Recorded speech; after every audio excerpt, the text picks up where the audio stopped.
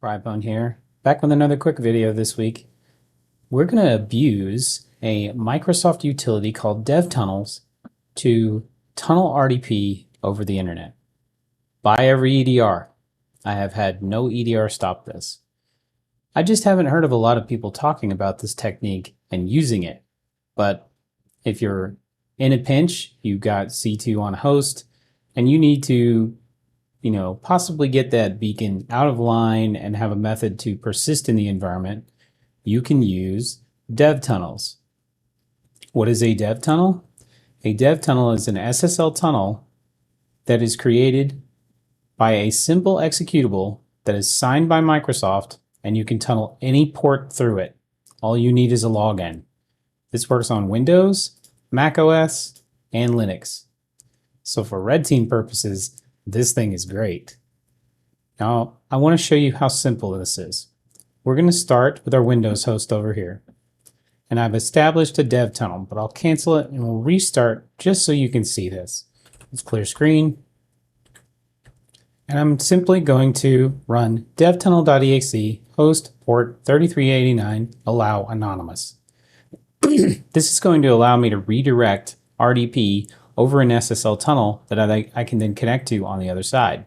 Now, it doesn't open it completely to the internet. You still have to sign in with a Microsoft account, but how easy is it to create an anonymous Microsoft account?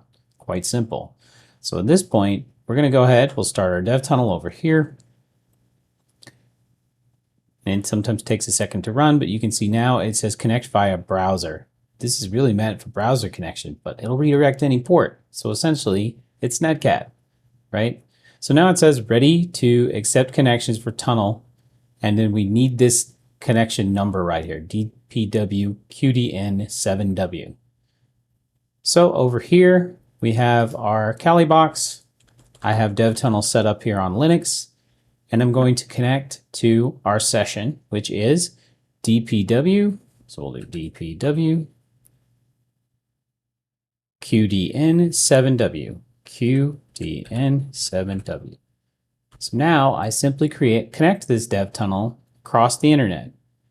In a second, it's going to redirect 3389 locally, much like what you would do with Plink or one of these utilities to redirect a port, and then you can connect to it.